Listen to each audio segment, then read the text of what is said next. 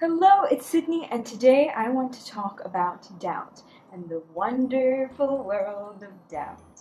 The uses for doubt and when doubt can actually be a helpful thing to have. First thing I want to talk about is using doubt to question your reactions. And this was something that I started doing a couple years ago because I was curious and dissatisfied with my own view of how life is at the time.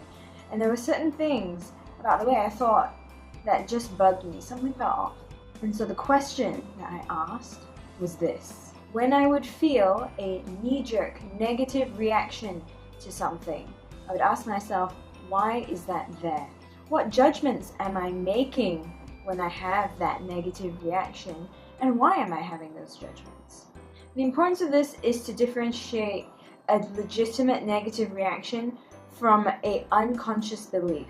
To differentiate something that is intuitive and something that is a bias. You don't want to be mixing up your intuition with your biases, because then instead of becoming clearer and clearer about what's going on, you start to get more and more and more confused and more and more and more thrown into illusion. You know what I mean? Like you get more caught up in stuff that is less and less truthful.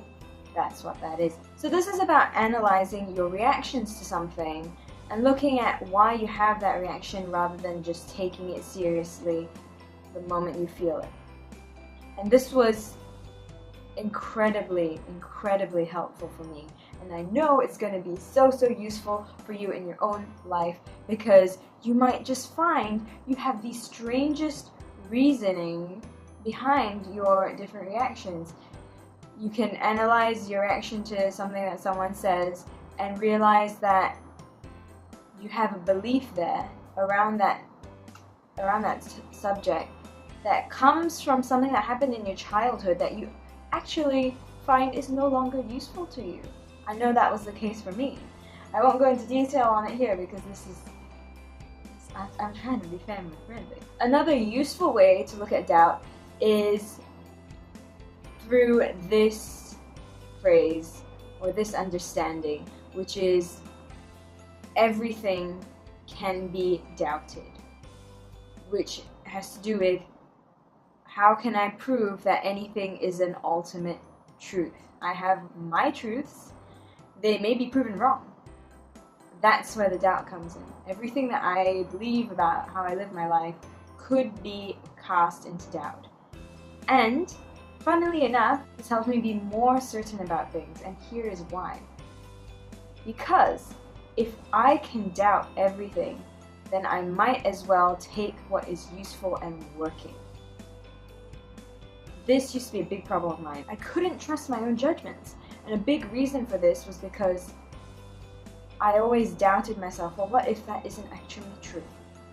And I would hear other people talking who I perceived as being smarter than me or who have more experience than me. And I'd hear what they'd be saying.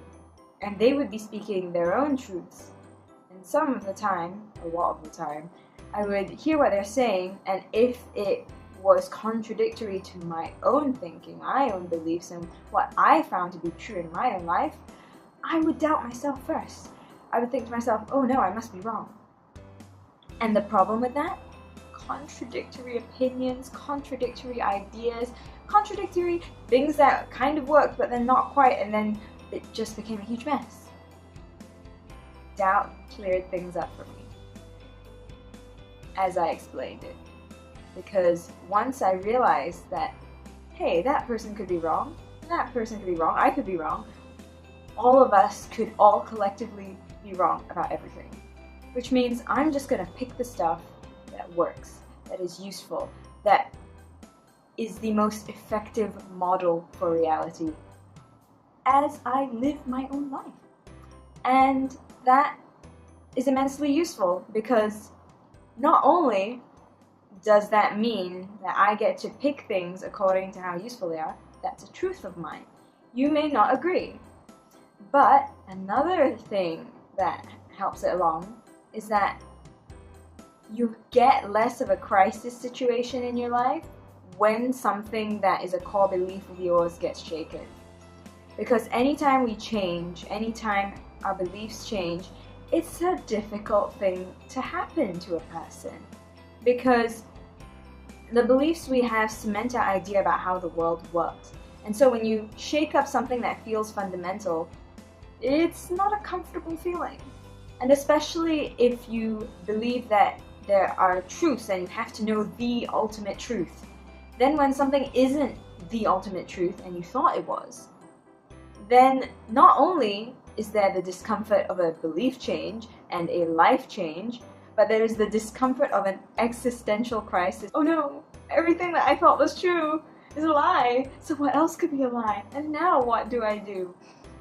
When you have the useful understanding that everything can be cast into doubt, even the idea that everything can be cast into doubt, who knows, maybe there are ultimate truths out there. I don't know what they are, but so this is what works for me. Again, using the same understanding, everything can be cast into doubt. So then when you're faced with that situation where something you felt was an ultimate truth to you is cast into doubt, at least you have less turmoil because, oh, I guess that wasn't the ultimate truth. I guess that wasn't the most useful thing for me to believe, because now it's being turned on its head and changing. Okay. And ultimately, the importance of this is not being attached to your beliefs. Because when you start getting attached to your beliefs and how you think the world works, it becomes difficult to hear other people and to be empathetic and compassionate when someone thinks and believes and lives in a way that is so very different to how you see the world. So that's doubt. I hope this has been useful for you. That's all I have to say for this video. I will see you next week. If you like this video, please give me a thumbs up and leave a comment if you want to. And if you haven't already, you should really subscribe. And that's everything. Thank you so much for watching. Bye-bye.